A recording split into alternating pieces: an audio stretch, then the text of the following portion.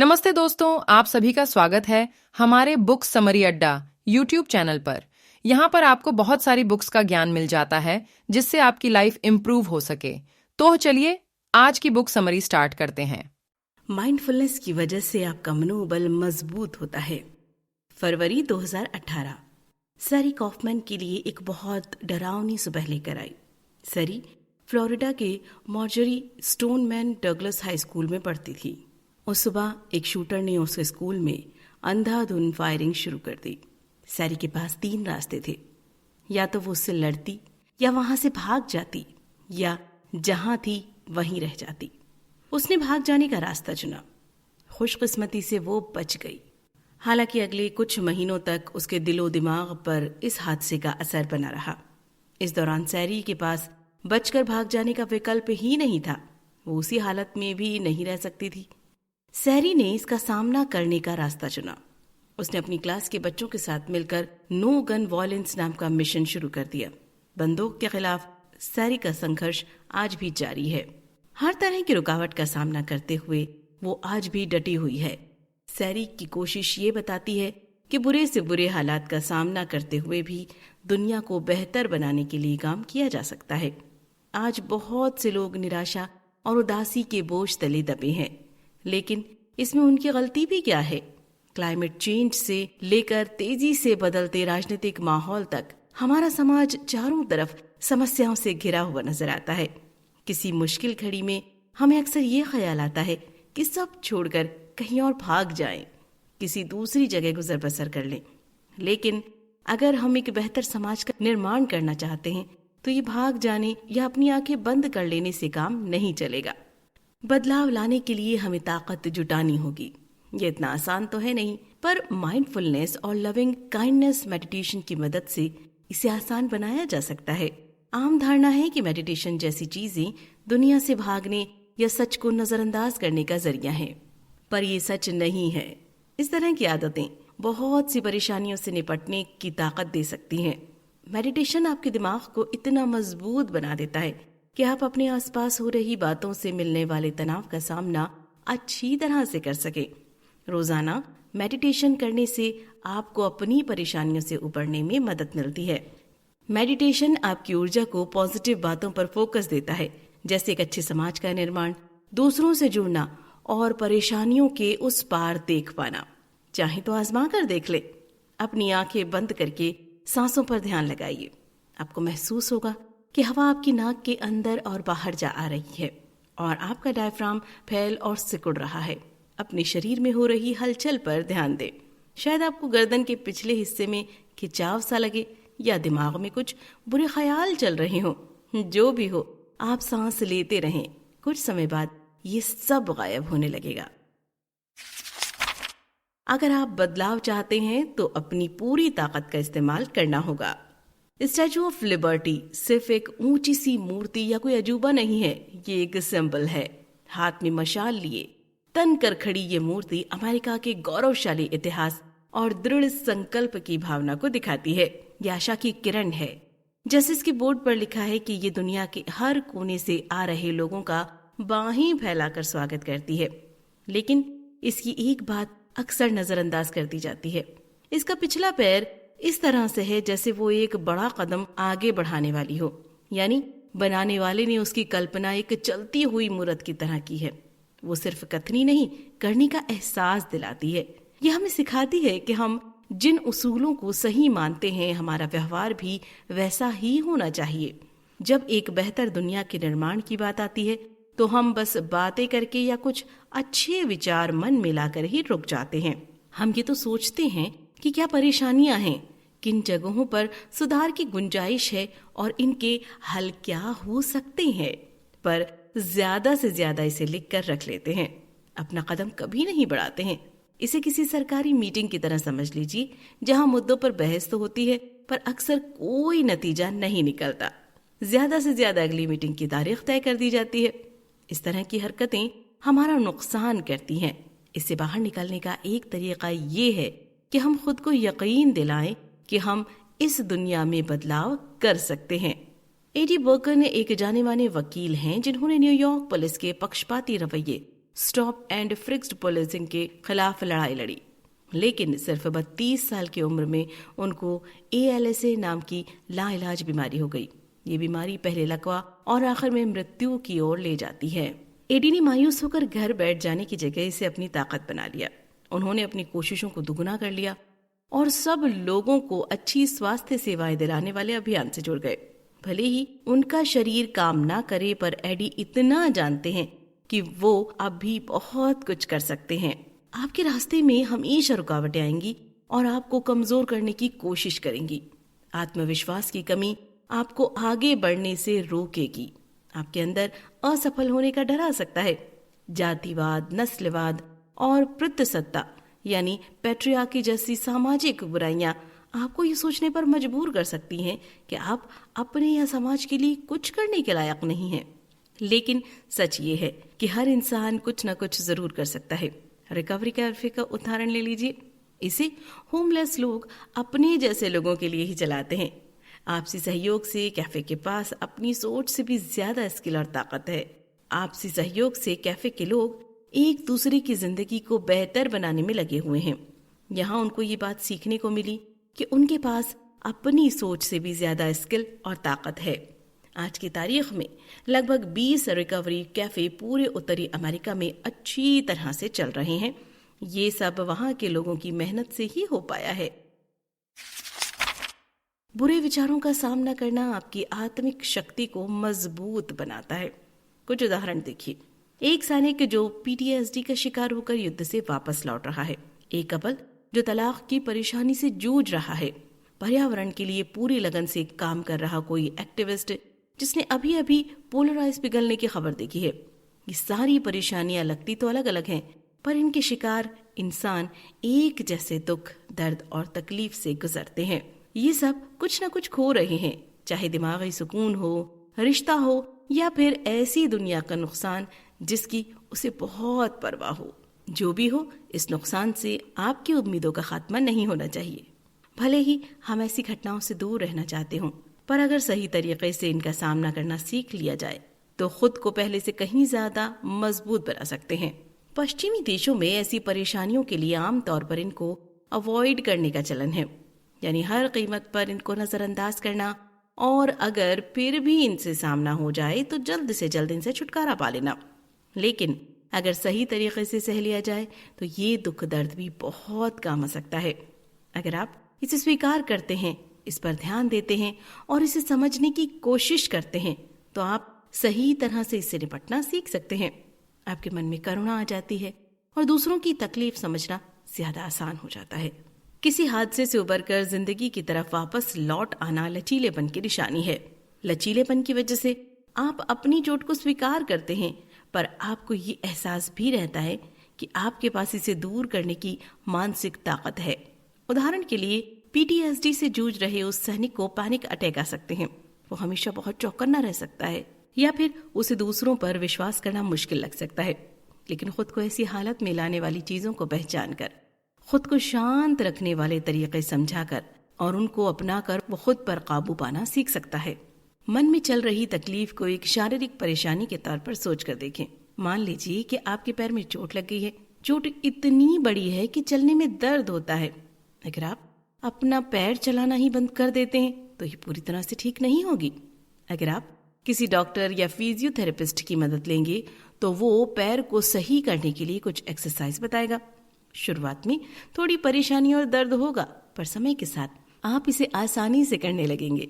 धीरे धीरे आपकी चोट भी सही हो जाएगी और आपको ये भी अच्छी तरह से समझ में आने लगेगा कि आपका शरीर कैसे काम करता है। इसी तरह मन की चोट भी ठीक की जा सकती है। इसकी शुरुआत का एक तरीका लव काइंडनेस मेडिटेशन है। ये मेडिटेशन आपकी छिपी हुई ताकतों को पहचानने की राह बनाता है।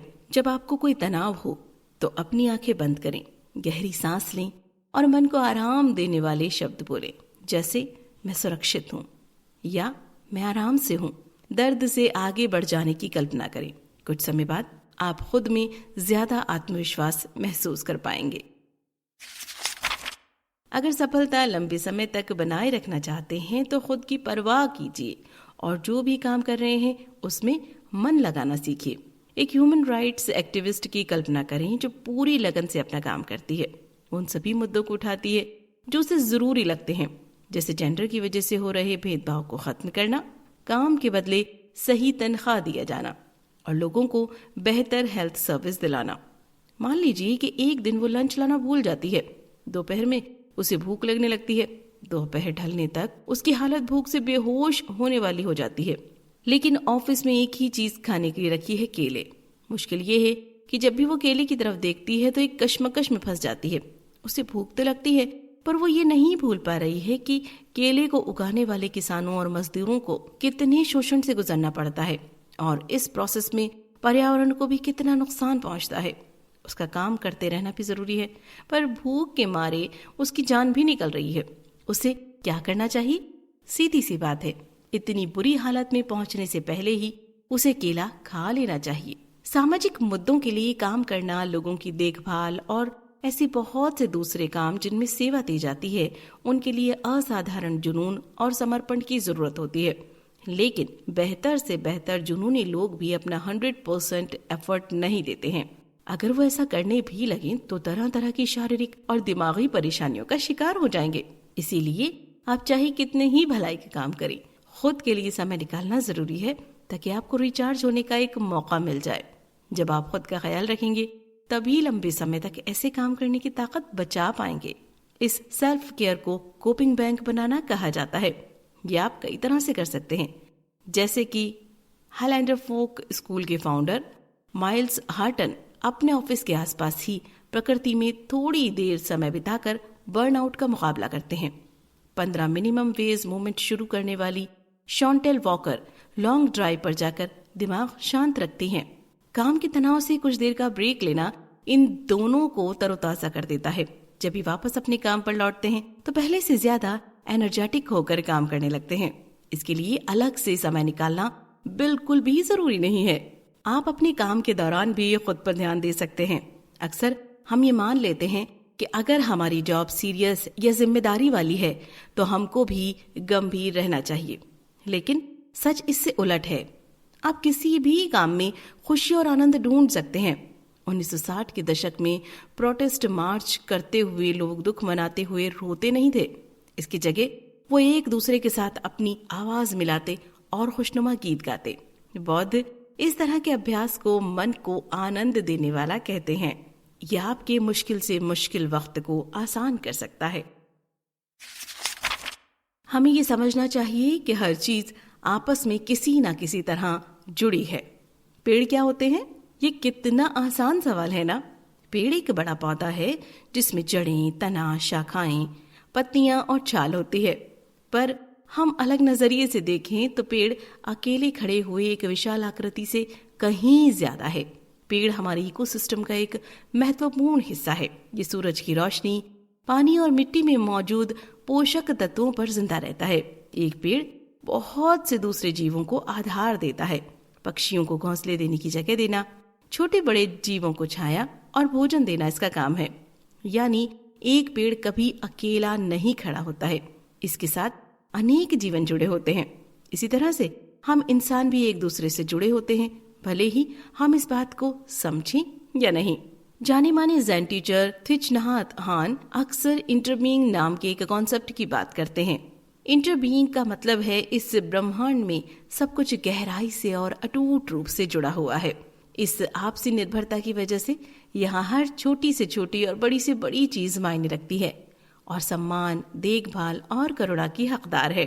दुख की बात यह है कि आज की दुनिया अक्सर इस सच्चाई से अनजान रहती है। जरा सोचिए कि आप एक दिन में कितने बेघर लोगों को देखते हैं। अगर उनकी जगह आपके पड़ोसी हो तो आप यकीनन उनकी मदद करेंगे, लेकिन आपको दिखने वाले लोग अजनबी हैं, इसीलिए आप बिना दो पल रुके आगे बढ़ जाते हैं। अगर आप अपनी सोच का दायरा बढ़ा लें तो ये लोग भी आपको अपनी दुनिया का हिस्सा ही लगेंगे। हो सकता है इनमें से कोई आपके पड़ोसी का भाई, मंदिर के सत्संग का सदस्य या स्कूल के साथ पढ़ा हुआ दोस्त निकल आए। ये समझना भी बहुत जरूरी है कि आपसी मतभेदों को कैसे दूर किया जा सकता है। रॉब टिबेट्स की कहानी को ही देख लीजिए। साल 2018 में रॉब की बेटी मॉली को एक मैक्सिकन इमिग्रेंट ने मार डाला था। इस घटना ने लोगों में पूरी हिस्पैनिक कम्युनिटी के खिलाफ नफरत की भावना फैला दी थी, लेकिन रॉब ने गुस्से में बह जाने की जगह समझदारी से काम लिया। मॉली के अंतिम संस्कार में उन्होंने कहा कि हिस्पैनिक कम्युनिटी उनकी कम्युनिटी से अलग नहीं है। उन्होंने कहा कि सभी ने मॉली की मौत का दर्द महसूस किया है और वो मेरे साथ खड़े हैं। किसी एक की गलती के लिए सबको दोष देना ठीक नहीं है। मेडिटेशन भी इंटरबीइंग की भावना को अच्छी तरह महसूस करने और सामने लाने में मदद करता है। अगली बार जब आप लव काइंडनेस मेडिटेशन का अभ्यास करें तो उस दिन मिले हुए किसी इंसान की छवि बनाएं। इस बारे में सोचें कि उसकी भलाई से आपकी भलाई कैसे जुड़ी है और उसके नुकसान से आपका नुकसान। उसकी तरफ अच्छे विचार भेजें और फिर ध्यान दें कि इससे आपका मूड कैसे सुधर जाता है। आखिरकार आप दोनों एक दूसरे से जुड़े हुए जो हैं। अपनी सोच का दायरा बढ़ाकर आप बहुत सी परेशानियों को दूर कर सकते हैं। एक सवाल पर गौर करिए। एक आदमी और उसका बेटा कार हादसे का शिकार हो जाते हैं। आदमी मर जाता है और लड़के को अस्पताल ले जाया जाता है। उसे देखकर सर्जन ने कहा कि मुझसे इस बच्चे का ऑपरेशन नहीं हो पाएगा, ये मेरा बेटा है। अब सवाल आता है कि सर्जन कौन है। इसका जवाब अक्सर तेज से तेज दिमाग वाले इंसान को भी हैरान कर देता है। जब पिता की मृत्यु हो गई तो वो डॉक्टर उसके पिता तो नहीं हो सकते, लेकिन जरा गहराई से सोचें तो जवाब साफ है, डॉक्टर उस लड़के की माँ है। बड़ी हैरानी की बात है कि लगभग 80% लोग इसका जवाब नहीं दे पाते। ये इस बात का एक मजबूत उदाहरण है कि हम कितनी आसानी से बॉयज्ड होकर चीजों को नजरअंदाज कर देते हैं। हमारा दिमाग मेहनत करने की जगह शॉर्टकट ले लेता है, लॉजिक को भुला देता है और हमारे आसपास क्या हो रहा है इसके समझने के लिए बिना ध्यान दिए ही नतीजे पर पहुंच जाता है। कुछ मामलों में तो ये आदत हमारे लिए फायदेमंद होती है, पर ज्यादातर इससे हमारे फैसले लेने की ताकत पर बुरा असर होता है। ऐसा ही एक उदाहरण नजर आता है जब हम अपने और अनजान दोस्तों में एक ही बर्ताव पर अलग तरह से रिएक्शन देते हैं। जैसे आपका कोई करीबी दोस्त गुस्से या बदतमीजी से पेश आता है तो आप इस बात को ज्यादा महत्व नहीं देंगे। आप सोचेंगे कि शायद आज उसका मूड किसी बात पर ऑफ है। लेकिन अगर कोई अनजान आदमी ऐसा करे तो आप एक जनरलाइजेशन बना देते हैं कि इस ग्रुप या कम्युनिटी के लोग तो ऐसे ही होते हैं। इस तरह की धारणाएं बनाना नुकसानदायक है, क्योंकि इस वजह से हम लोगों या घटनाओं को गहराई से देखने और समझने से दूर हो जाते हैं। ऐसी आदतें हमारी सोच पर इस तरह पर्दा डाल देती हैं कि हम आगे चलकर रेस, जेंडर या सोशल भेदभाव को बढ़ावा देने वाले बन सकते हैं। शॉरान के हिसाब से इतना पढ़े लिखे और बहुत जागरूक होने के बावजूद डॉक्टर जाने अनजाने अक्सर रेसिज्म का शिकार हो जाते हैं और गोरों की तुलना में काले मरीजों के पर्चे में कम पैनिकल दवाएं लिखते हैं। आप अवेयरनेस मेडिटेशन की मदद से इस आदत को दूर करने की शुरुआत कर सकते हैं। ये मेडिटेशन आपको अपनी सोच की सही पहचान कराता है और आप ये भी समझने लगते हैं कि इससे दुनिया पर किस तरह का असर पड़ता है। इसका अभ्यास करने के लिए बस शांत होकर ध्यान लगाना शुरू करें और अपने अनुभवों और उनसे आए विचारों पर गौर करें। आप हैरान रह जाएंगे कि आपके अंदर कितने बायस भरे पड़े हैं। खुद को भावनाओं में बहने से रोककर आप दिलो दिमाग का बैलेंस बनाए रख सकते हैं। मान लीजिए कि आप एक बच्ची को देख रहे हैं जो अपने खिलौने के साथ खुशी खुशी खेल रही है। अचानक वो खिलौना टूट जाता है। वो बच्ची दुखी होकर रोने लगती है। आप क्या करेंगे? आप उसे गले लगाकर उसका दर्द बांट सकते हैं और वहीं बैठकर उसके साथ रो सकते हैं, या आप इसका उल्टा तरीका अपनाकर उससे सख्ती से बता सकते हैं कि एक खिलौने का टूटना कैंसर जैसी बीमारी या युद्ध के कहर के सामने कुछ नहीं है। लेकिन ये दोनों तरीके बहुत एक्सट्रीम लेवल पर हैं। सही रास्ता इन दोनों के बीच है। न तो बचपना दिखाते हुए बहुत नरमी दिखाएं और ना ही बहुत सख्ती। उसे किसी और खेल में लगा दें। ज्यादातर लोग एक बैलेंस लाइफ जीना चाहते हैं, पर उनके लिए इसका क्या मतलब होता है? कुछ लोगों के लिए इसका मतलब है कि सभी चीजों का बराबर का होना, चाहे काम हो या आराम, जितना दुख उतना ही सुख। लेकिन जिंदगी में इस तरह का बैलेंस हो पाना थोड़ा अनरियलिस्टिक लगता है। आपको हर बार सब कुछ इतना बराबर बराबर नहीं मिल सकता। बैलेंस बनाने का एक बेहतरीन तरीका संभाव यानी इक्वानिमिटी है। इसे बौद्ध लोग उपेक्षा कहते हैं। इसका मतलब है अपने अंदर ही बैलेंस ढूंढना, यानी गुस्सा, उदासी, खुशी और डर जैसी भावनाएं महसूस तो की जाएं, पर इनमें पूरी तरह से डूबा ना जाए। ऐसा इंसान सारी भावनाओं को एक्सेप्ट करेगा, उससे उपजे विचारों को महसूस करेगा, लेकिन फिर धीरे धीरे शांत हो जाएगा।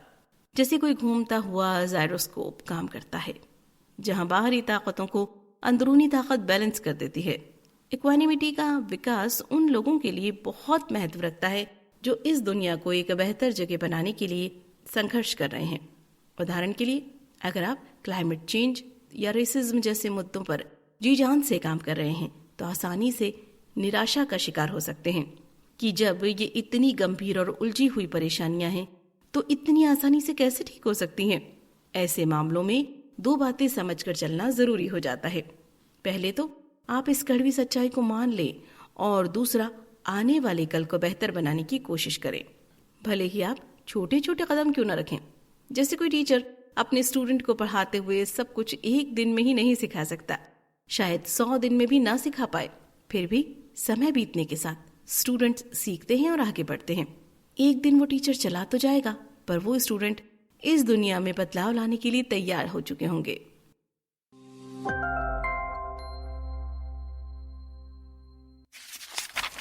कुल मिलाकर ये दुनिया एक ऐसी जगह लगती है जो बद से बदतर होती जा रही है।